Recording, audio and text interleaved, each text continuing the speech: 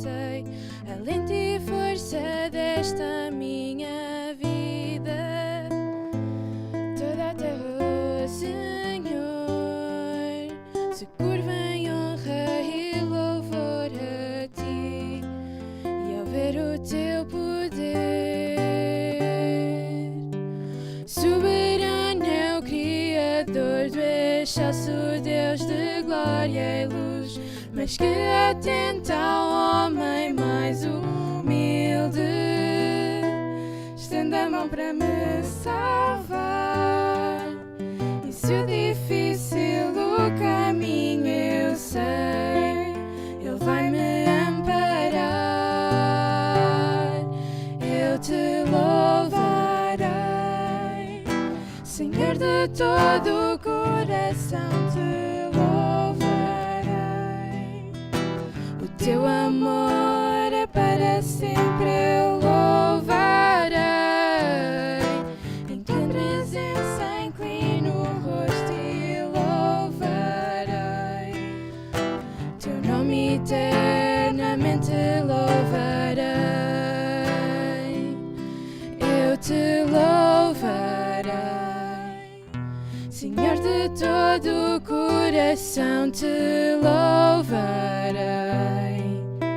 O teu amor é para sempre, eu louvarei. Em tua presença inclino o rosto e louvarei. Teu nome eternamente louvarei.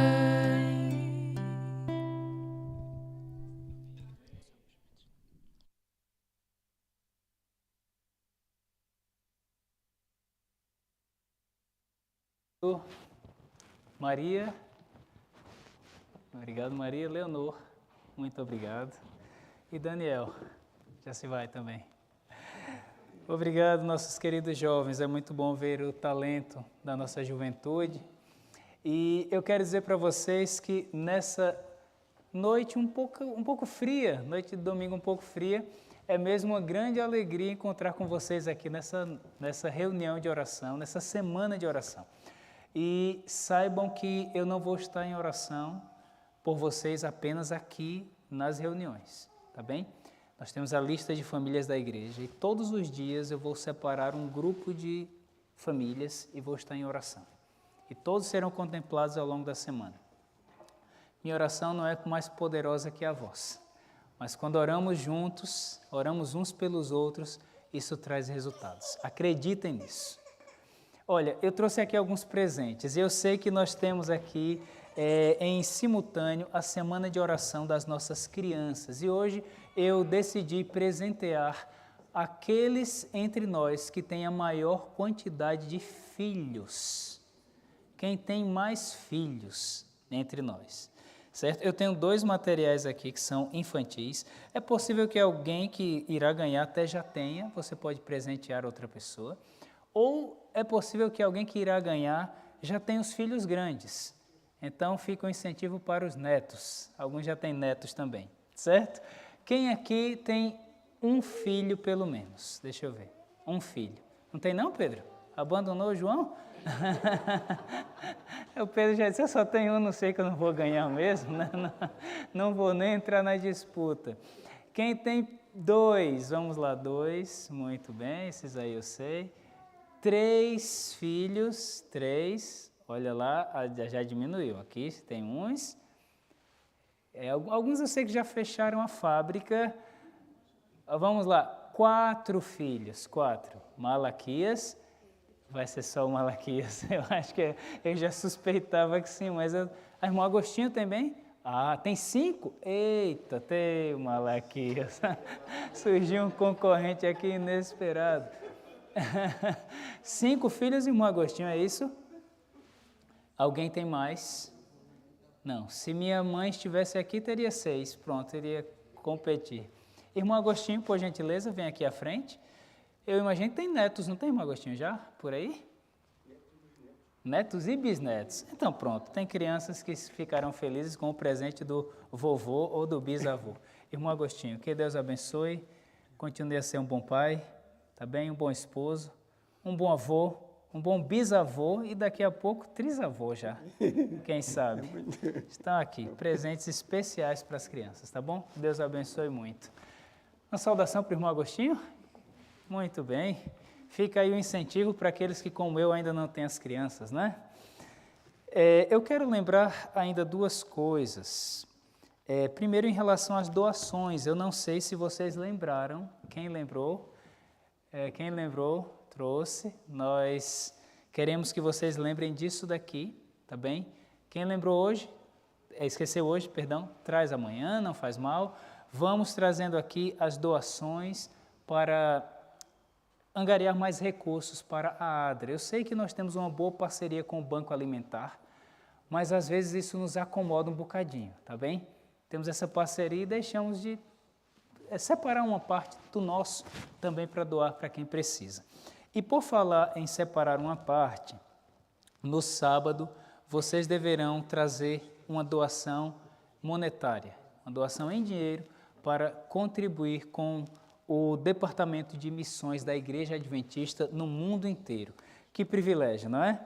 Eu ainda quero reforçar que é bom vocês fazerem aí o download ou baixarem essa revista na internet e acompanharem os temas. Eu não vou utilizar exatamente o que está escrito aqui, mas vamos sim seguir a sequência de temas que aqui é apresentada, tá bem? É o tema geral, discípulos em crescimento. Esse hino que nós temos cantado, o hino Crescendo em Graça, vocês já conheciam? Quem conhecia já esse hino? Alguns já conheciam. É um hino bonito, os que não conheciam, gostaram do hino? É bonito. Vocês podem também ouvir no YouTube também. E fica o incentivo para que até o final da semana todos estejam aí bem afinados nesse coro, nesse maravilhoso coro, com o hino Crescendo em Graça, tá certo? Na sexta-feira eu quero ainda ressaltar que teremos a nossa Santa Ceia. Agora, vamos entrar na mensagem de hoje? Eu quero reler o texto que o Gui leu na abertura do programa de hoje, João 13:35. Vamos ler 3 versos bíblicos hoje. João 13:35.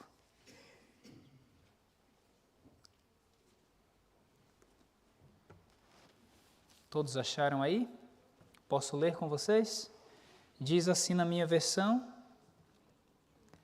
nisto conhecerão todos que sois meus discípulos, se tiverdes amor uns aos outros, ou uns para com os outros. Aqui nós encontramos uma característica distintiva dos seguidores de Cristo. Por falar em seguidores, eu sei que alguns aqui já têm um pouquinho mais de idade, mas é uma coisa muito comum e alguns de vocês eu até tenho nas minhas redes sociais. Quem aqui usa as redes sociais? Instagram, Facebook, quem usa essas coisas aí? Olha só, é mais fácil perguntar quem não utiliza, não é?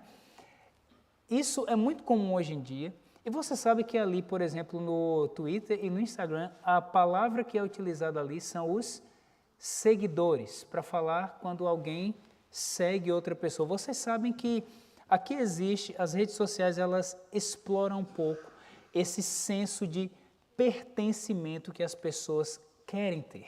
Pertencer a uma comunidade, seguir alguém e ser seguido por alguém, ter a noção de que eu posso ter quase que um acesso e uma aproximação com uma pessoa famosa, quem sabe. E imagina, eu dou um gosto ali na foto de um famoso ou faço um comentário, imagina se aquele famoso dá um gosto no meu comentário. Para algumas pessoas isso é algo assim que de alguma forma mexe com as emoções. Eu não vou entrar muito nesse mérito, mas eu queria apenas utilizar isso como introdução para dizer que a ideia de seguir alguém ou ser seguido por outras pessoas, ela faz parte, eu diria que até do nosso ADN. Fomos criados para viver em comunidade e queremos sim conhecer pessoas, seguir pessoas e também sermos seguidos por pessoas. Agora, dentro do contexto bíblico, Jesus ele disse assim, olha, as pessoas vão saber que vocês me seguem se vocês... O que é que está escrito aí? Como é que elas vão saber se nós seguimos a Cristo? Se nós amarmos os outros, ou melhor, ele até fala no contexto daquele grupo, ele diz assim, olha, se aí esse grupo conseguir amar, se vocês amarem uns aos outros, estava ali Pedro, se Pedro amar João, se João amar André, André amar Tiago, e assim vai, se vocês conseguirem realmente manter esse amor, acreditem, as pessoas vão olhar e vão dizer, olha, são realmente seguidores de Cristo. Eu fico tentando imaginar como era a vida dos primeiros seguidores de Jesus. Você já tentou pensar nisso? Como era a vida deles? Acham que era uma vida boa? Eram felizes? Sim ou não? Eram felizes. Tinham uma vida fácil? Não. Tentem imaginar comigo o que era ser um seguidor de Cristo naquele começo. Eles eram perseguidos pelos judeus. Por que os judeus perseguiam os seguidores de Cristo? Por quê? Tentem me ajudar. Eu preciso de respostas. Vamos lá. Por que os judeus perseguiam os seguidores de Cristo? Ok, eles não acreditavam naquilo que Jesus ensinou. Afinal, Jesus disse, eu sou o Filho de Deus, eu sou o Messias. Os judeus não acreditavam nisso e não tinham como assimilar aquela ideia que um grupo de seguidores desse falso Messias, na visão deles, esse grupo crescia. Então, os judeus perseguiam os cristãos por causa disso. E os romanos? Por que os romanos perseguiam os cristãos? Porque eles entendiam essa religião como uma possível insurreição, ou seja, eles tinham que adorar o império, manter total submissão, como cidadãos ali subservientes do Império Romano, e não era o que acontecia. Portanto, havia aqui uma preocupação, um temor por parte do imperador. Isso foi seguindo, né? Saía um imperador, entrava outro e o temor persistia. Os cristãos eram perseguidos pelos judeus, eram perseguidos pelos romanos. Mas, apesar da perseguição, o que é que eles faziam? Reuniam-se. Vocês lembram onde eles reuniam-se? Já leu isso na Bíblia? Já ouviu alguma coisa? Onde eram as reuniões? Normalmente era na casa das pessoas. Alguns que tinham uma condição financeira um pouquinho melhor, tinham casas grandes, com uma sala maior, e as pessoas reuniam-se nas casas. E o que eles faziam nessas reuniões? Basicamente, pelo que a Bíblia conta, eles estavam reunidos para orar juntos. O que mais eles faziam? Estudavam a Bíblia. Sabe uma das coisas que mais me cativa quando eu penso na história dos discípulos, dos primeiros, é que aquele grupo de 12, na verdade, a Bíblia vai dizer em Atos que o grupo final, quando Jesus foi para o céu, era um grupo de cerca de 400 pessoas. Essas pessoas, elas tiveram contato direto com Cristo. Os 12, quer dizer, agora 11, eles tiveram um contato mais íntimo com Jesus, mais próximo. Agora, você tem esse grupo grande de pessoas, e a Bíblia vai dizer que na primeira pregação de Pedro, mais 3.000 pessoas tornaram-se cristãs. E eu fico imaginando a sede dos novos cristãos, seguidores, os novos seguidores, em saber mais sobre Jesus. Eu imagino que eles chegavam com Pedro assim, diziam, Pedro, me conta, como é que aconteceu, sabe? Como é que foi lá no Getsêmani, os últimos momentos da vida de Cristo? Como foi quando Jesus chamou vocês para aceitar essa missão? Eu imagino que aqueles primeiros seguidores, eles queriam saber mais e mais e mais. E essas reuniões, eu até diria que era um privilégio quando alguma das testemunhas oculares estava presente, porque isso conferia um brilho superior àquela reunião. Imaginem comigo. Só que, como nós sabemos, as décadas passaram, a perseguição também levou consigo a vida de muitos desses primeiros seguidores, muitos deles. E qual foi o resultado disso? A igreja perdeu o privilégio de manter as tais testemunhas oculares. Mas isso trouxe desânimo aos discípulos? Em geral, assim, claro, alguns desanimavam pelo caminho, outros abandonavam a fé, mas em geral, o que é o testemunho que nós já lemos em alguns livros? Que o sangue daqueles mártires, quando caía no chão, ele era como uma semente. Quando morria um discípulo de Cristo, Por conta da perseguição, parece que surgiam mais, sei lá, dezenas. Era uma coisa assim absurda, parecia uma praga. Uma praga no bom sentido. Os discípulos, tipo as canas, né? O irmão Agostinho Taleira, que combate muito, aí corta essas canas, essas coisas. Era tipo aquilo, cresce, cresce, e era uma coisa absurda. Esses primeiros discípulos, seguidores, a Bíblia, vamos ler mais 2 passagens bíblicas aqui no livro de Atos. A Bíblia vai dizer como é que eles eram chamados. Atos capítulo 9, abra aí comigo em Atos capítulo 9. Atos no capítulo 9, verso 2. Acharam aí já? Todos acharam? Quem achou diz achei. Quem não achou diz estou devagar. Ninguém quis se pronunciar. Vamos lá, Atos 9, 2. E lhe pediu cartas, isso aqui é a respeito de Saulo, né? Ele pediu cartas para as sinagogas de Damasco, a fim de que, caso achasse alguns que eram viram aí o nomezinho? Eram do caminho, assim homens como mulheres os levasse presos para Jerusalém. Então, qual era o nome utilizado para referir-se à igreja? O caminho. Era um caminho. Percebe que a ideia de seguir algo, eles seguiam aquela crença, aquela nova doutrina, se assim podemos dizer, e eram então tratados como sendo o caminho. Quando vamos aqui umas páginas adiante, ainda no livro de Atos, capítulo 11, verso 26, vamos encontrar um outro nome. Aí sim, Atos 11, 26. Diz assim: tendo-o encontrado, levou para Antioquia, e por todo o ano se reuniram naquela região e ensinaram numerosa multidão. Em Antioquia foram os discípulos pela primeira vez chamados de cristãos. E por que cristãos? Muito lógico, muito óbvio, porque eles seguiam a Cristo. Era o caminho, a ideia do caminho, ou seja, eram pessoas que estavam ali a seguir, era o caminho. Ok, passaram a ser chamados agora de cristãos, seguiam a pessoa de Cristo. Eram mesmo discípulos, eram seguidores. Esses primeiros seguidores, a despeito de tanta perseguição, dificuldade, eles tiveram um testemunho muito, muito, muito forte. Um deles, chamado Policarpo. Policarpo, ele foi bispo da igreja de Esmirna. E sobre o martírio de Policarpo, afirma-se o seguinte, escutem isso, quando ele estava ali prestes a ser morto, ele disse, alguém disse assim, o carrasco, né? Policarpo, rejeita o teu Deus, certo? Rejeita o teu Deus e estarás livre. E aí Policarpo disse, há 86 anos eu tenho sido o seu servo e ele nunca me faltou. Como blasfemarei contra o rei que me salvou? Esse é o testemunho atribuído a Policarpo diante da perseguição e da tortura e da morte.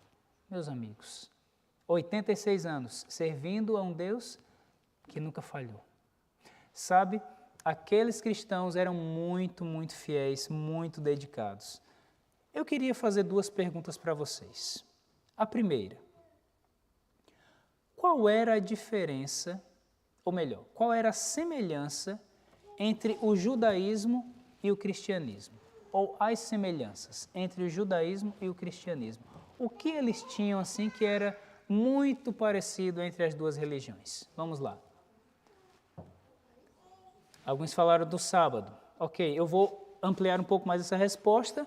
Eles eram obedientes aos mandamentos de Deus. A lei de Deus, os 10 mandamentos, estava muito claro na mente de ambos os grupos que eles tinham que obedecer a Deus. Ambos pregavam a obediência a Deus e a sua lei. O que mais? Ok, não, aqui é onde já vai entrar uma diferença, porque o cristianismo, agora a igreja, entendia que o Cristo já veio, os judeus ainda não. Aqui já vai para o aspecto da segunda pergunta, que são as diferenças. Mas tem mais 2 diferenças, pelo menos aqui. Me ajudem. Vou tentar ajudar vocês, então. Ambos adoravam o Deus único, Criador do universo. Sim? Entendem? O conceito de adoração estava presente nos dois grupos religiosos, ok? Ou seja, eram obedientes a Deus, a sua lei, adoravam o Criador. Outra coisa que eles tinham em comum, ambos reuniam-se para momentos de adoração, estudo da Bíblia, que era a Torá, o Antigo Testamento, oração. Os dois grupos faziam isso. Talvez a gente pudesse encontrar mais algumas semelhanças. Mas vamos às diferenças? Porque, afinal, essa é a questão. Por que uma pessoa devia sair do judaísmo e ir para o cristianismo, se afinal os dois eram tão parecidos à partida? Por quê? Quais eram as diferenças? Vamos lá. Primeira diferença, os judeus aguardavam, até hoje aguardam, né? A vinda do Messias. Os cristãos entendiam que o Messias já veio. Portanto, aqueles rituais de sacrifícios não eram mais necessários, porque, na visão cristã, o Cordeiro de Deus, que tira o pecado do mundo, ele já veio, já esteve entre nós e já cumpriu essa parte, ok? Então, os cristãos, eles reconheceram que a salvação era recebida pela fé no verdadeiro Cordeiro de Deus. Essa é uma diferença.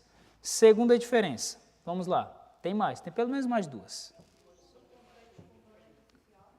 Peraí, deixa eu chegar mais perto aqui, sabem que eu sou meio surdo, né? Rui aqui? Ok, pronto. Então, mas aqui entra nesse primeiro aspecto dessa mudança de paradigma, ou seja, aqueles rituais todos já não tinham mais lugar porque Cristo havia cumprido o papel, certo? Então, entra ainda dentro desse primeiro aspecto. Olha só, agora nós vamos vendo que os cristãos, eles assumiram um compromisso diferente dos judeus. Os judeus, eles tinham uma visão muito assim: nós estamos aqui em Jerusalém, o mundo passa por nós, nas suas viagens, e conhece o Deus verdadeiro. Mas a missão, o compromisso assumido pelos discípulos foi qual? Nós não vamos ficar aqui parados, nós vamos, lembram, Jerusalém, Judeia, Samaria, confins do mundo, Portugal, Brasil e por aí vai, certo? Então, aqui encontra-se também uma diferença muito interessante. Mas tem uma outra, não falaram ainda. Tem uma outra. Quem tenta? Esse também eu diria que está dentro do primeiro aspecto ali, da mudança do paradigma em relação ao plano da salvação. Eu vou ajudar vocês, tá bem? Aceitam minha ajuda? É difícil adivinhar o que está na cabeça do pastor. Mas assim, haveria várias respostas, mas pelo menos 3 para mim, eu tentei delimitar aqui para hoje. Eles aprenderam diretamente do Deus homem qual o estilo de vida que realmente agrada o Criador. Certo? Os judeus continuaram a basear-se ainda numa coisa um tanto assim abstrata, do que estava escrito nas tradições rabínicas e etc. Os discípulos não. Eles andaram com Jesus e com Ele, o próprio Deus em forma humana, eles aprenderam o que deve ser. Percebem o privilégio de olhar e dizer assim: olha, nós não seguimos um grande mestre ou um grande ensinamento, não, nós seguimos o próprio Deus que se fez carne, habitou entre nós, é Ele que nós seguimos. Percebe? A ideia de ser discípulo de Cristo, ela transcende a simples proposta de seguir alguém que é mais inteligente do que eu, ou que tem muito conhecimento para oferecer. Eles seguiam o ser, como nós vimos no texto de ontem, mais poderoso do universo. Isso faz toda a diferença. Portanto, aquele grupo de seguidores baseado nessa mensagem, porque veja, e quando a gente fala em ser mais poderoso do universo, a gente está pensando em alguém que morreu e ressuscitou, amigos. Morreu e ressuscitou, e como ele próprio fala no Evangelho de João, eu dou a minha vida e eu torno a tomá-la. Você sabe o que é isso? Uma pessoa que morre e ressuscita a si própria, dá um nó na mente, né? dá um nó na mente. Por isso, essa mensagem era tão chocante, mas ao mesmo tempo era, na vida dos discípulos, aquilo que fazia todo o sentido e toda a diferença. Eu sigo o ser mais poderoso do universo. Alguém que morreu, ressuscitou, nós vimos ele subir aqui, olha, para o céu, não foi alguém que contou, nós vimos, nós somos testemunhas de tudo isso. E é esse Jesus que vamos seguir até o fim da nossa vida, haja o que houver, aconteça o que acontecer. E foi isso que fizeram. E o grupo só crescia, porque a convicção deles era muito grande. Mas a gente tem que avançar na história, porque essa é a primeira geração, depois os primeiros séculos, eles são marcados por essas características nos discípulos, seguidores de Cristo. Agora, nós sabemos que ao longo da história, teve um indivíduo que converteu-se ao cristianismo, que foi o imperador romano.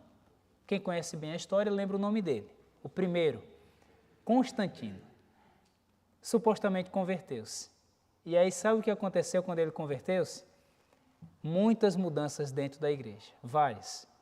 Uma delas foi a seguinte, que a partida parecia uma coisa muito, muito boa. Ao invés de reunir-se em casas ou em locais assim diversos, agora foram construídos grandes templos, construídas grandes catedrais, para que o povo pudesse ter as suas reuniões, cultos, ritos. Diga para mim, se você vivesse naqueles dias, olharia isso como uma coisa boa ou como uma coisa ruim? Boa. Afinal, se hoje tirassem o nosso templo aqui de nós, seria bom? Seria, imagina onde caberia agora toda essa... Hoje temos aqui quantas pessoas, onde caberia tanta gente? Na casa de quem aqui? Acho que alguns aqui eu sei que tem uma sala grande, mas não caberia todo esse pessoal, não. Então, eu quero que vocês entendam que isso daqui foi algo muito bom naquela altura. As pessoas olharam para isso e disseram, olha, é um presente de Deus, nós temos locais próprios. De maneira muito resumida, qual foi o efeito que isso trouxe? É que aquele grupo que olhava para o cristianismo como um caminho que seguia e como um grupo de pessoas reunidas, pouco a pouco passou a olhar para a igreja não como as pessoas, mas como os prédios, a instituição, a organização, as paredes. E até hoje, quando se fala em igreja, nós usamos essa linguagem. A gente diz assim, olha, eu vou à igreja. Nós não falamos isso? Ah, hoje eu vou à igreja. Porque a igreja passou a ser o lugar, passou a ser as paredes. Irmãos, amigos, raciocinem comigo aqui, não me deixem sozinho. Nós precisamos desse ambiente aqui? Sim ou não? Sim ou não? Vamos lá. Sim, nos é útil? Para qualquer grupo religioso, é útil ter um prédio, ter uma igreja, ter paredes? Sim ou não? Sim. Mas é isso que faz a igreja? Quando Jesus começou, ele nem deu a ordem assim, olha, vão, construam prédios. Ele falou isso? Ele nem disse. Ele disse assim, vão e façam discípulos. Agora, se nesse processo ajudar a ter um prédio para vocês reunirem-se, 5 estrelas. Mas isso não pode substituir a visão do que é ser igreja. Hoje o título dessa mensagem eu deveria ter falado no começo, é Igreja Sem Paredes. Eu já pastoreei, uma vez eu pastoreei uma igreja que não tinha paredes, ainda. Depois colocamos. Mas a ideia das paredes, e eu sei que em muitos lugares do mundo, em África, aqui pela Europa também, mas aqui pelo clima atrapalha, mas em África, Brasil, os países mais tropicais, há muitas igrejas que reúnem-se debaixo de uma árvore, ou constrói, só coloca mesmo o telhado ali, põe o povo debaixo e ali pronto. Sabe, a ênfase no conforto não poderia nos deixar de enxergar quem é a igreja. Lembram dos primeiros 2 termos usados para falar da igreja? Quais eram? Vamos lá, ver se a memória está boa. Quais eram os 2 termos? O primeiro, o caminho. Era só um caminho que as pessoas seguiam. Segundo, eram cristãos. Será que nós, quando pensamos hoje, agora damos mais um salto na história e trazemos para os dias atuais e vamos aqui à conclusão. Quando pensamos em nós hoje e pensamos em ser seguidores de Cristo, o que realmente nos vem à mente? Tem um autor cristão, um tanto renomado, que ele diz o seguinte: as igrejas estão cada vez mais repletas de espectadores e mais vazias de seguidores.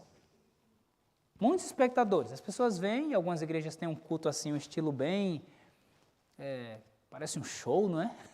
Parece mesmo um show. Algumas igrejas até constroem prédios assim que parecem quase que ginásios, teatro, ginásio na palavra brasileira, desculpem, aqueles teatros assim para desporto, aquela coisa, sabe? E assim, pronto, são estilos, não vamos entrar nesse mérito.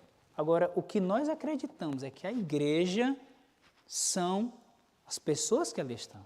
É uma igreja sem paredes, e a igreja, eu já usei uma frase aqui, repito, que a igreja começa quando o culto termina. Aqui é só a nossa reunião, e como é bom estar reunido, viu? Eu posso dizer para vocês que eu amo estar reunido com os meus irmãos. Aqui em Caldas da Rainha, as igrejas do distrito aqui onde eu participo, Peniche, Rio Maior, Torres Vedras, mas eu estive agora lá no Brasil, outras igrejas, eu gosto muito dessas reuniões. Você também gosta? Eu espero que sim. Aprenda a ter prazer nisso também, nunca deixe de ter prazer. E alguns nessa parte do virtual começaram a acostumar-se demasiado com o virtual. Por favor, o virtual é para a hora que não dá jeito, está muito longe, o horário não chega, mas não acomode-se. Lembre dessa alegria de estar com as pessoas.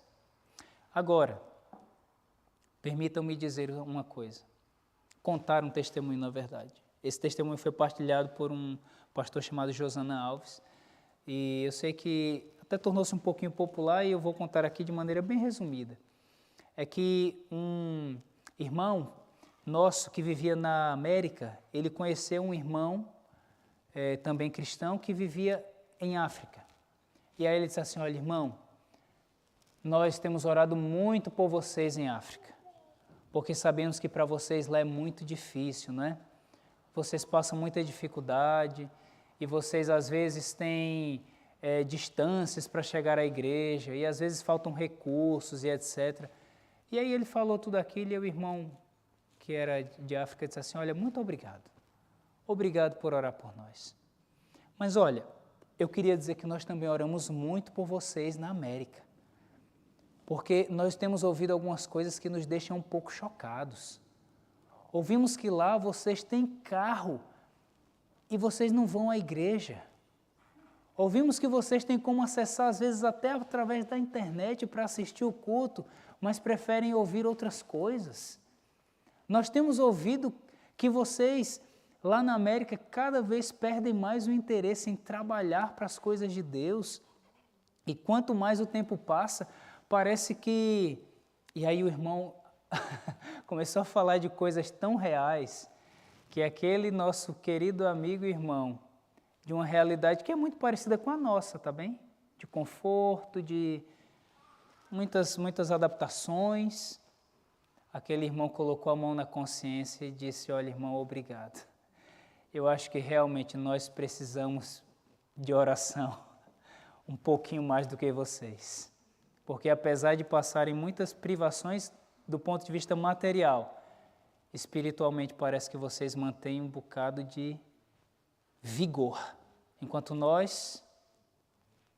Esse é um testemunho real, contado aqui de maneira muito resumida, mas que nos faz lembrar que, talvez, meus irmãos, quando olhamos para o discipulado lá do início, depois vemos o que aconteceu com ele ao longo da história, ao longo dos séculos, e paramos para pensar na nossa realidade hoje, temos que pensar, afinal, somos verdadeiros seguidores de Cristo? O que é que você acha? Olhe para a sua vida. Será que somos seguidores a ponto de falar o que Policarpo falou diante do martírio? Diante de um carrasco com uma chama para acender uma fogueira ali que vai te queimar? O meu desafio nessa noite, para cada um de vocês e para mim também, é que possamos ser verdadeiros discípulos de Cristo, genuínos. Que o mundo ao olhar para nós diga assim, olha, ali está a igreja de Cristo. Sem paredes, nem tem paredes, não tem... É uma igreja que está mesmo cumprindo o seu papel, por onde quer que for.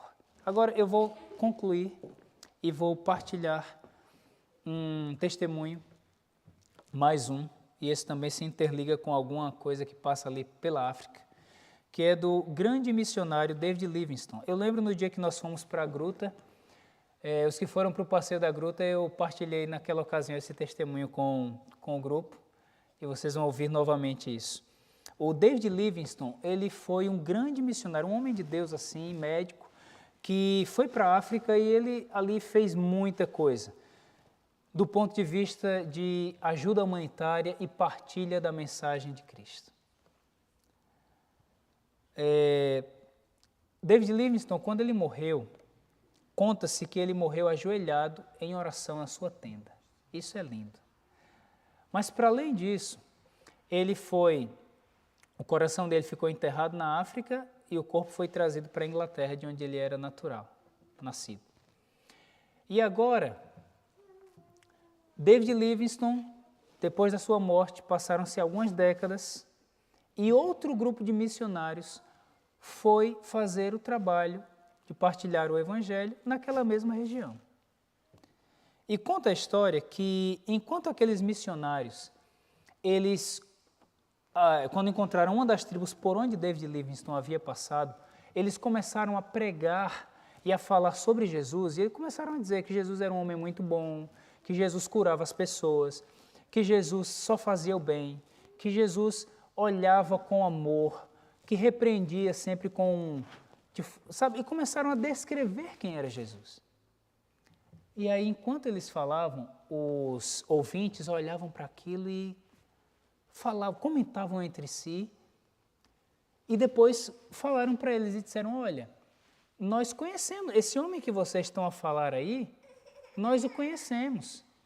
Ele viveu aqui entre nós faz algumas décadas, mas nós ainda lembramos dele. E aí eles disseram, não, nós estamos a falar de Jesus, ele viveu aqui nesse mundo, foi há quase 2000 anos atrás. E eles disseram, não, olha, do jeito que vocês estão aí a falar, nós conhecemos esse homem. O nome dele era David Livingstone, ele era médico, viveu aqui entre nós, e ele fez tudo isso que vocês dizem aí.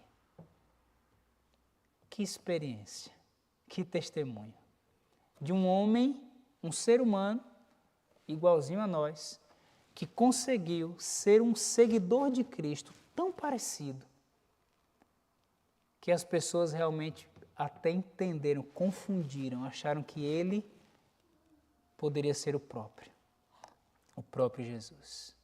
Será que alguém poderia dizer isso a respeito de mim e a respeito de você? Será que sim? Se ainda não, ainda há tempo, ainda há esperança. Deus ainda nos dá um tempo de misericórdia. Eu quero ser um verdadeiro seguidor de Cristo. Você também quer? Podemos orar juntos? Pedir ao Senhor que sejamos essa igreja, que sejamos esses discípulos, seguidores reais. Podemos orar juntos? Vocês podem ficar em pé e vamos juntos fazer aqui uma pequena prece ao nosso Deus. Oremos. Senhor Deus, obrigado porque o Senhor nos chama. Obrigado porque o Senhor nos ama. E obrigado porque um dia nós ouvimos a Tua voz e hoje novamente, com o suave e doce convite para sermos discípulos, seguidores de Cristo Jesus, o maior de todos os exemplos, o ser mais poderoso do universo, o Deus que se fez homem, o Salvador da humanidade. É a Ele que queremos seguir e é o exemplo dele que queremos assimilar na nossa vida, a ponto de quando alguém olhar para nós, poder enxergar a pessoa maravilhosa de Cristo Jesus. Ó Deus, permaneça na nossa vida, abençoa-nos, atende essa prece. Nós clamamos ao Senhor em nome de Jesus. Amém, Senhor.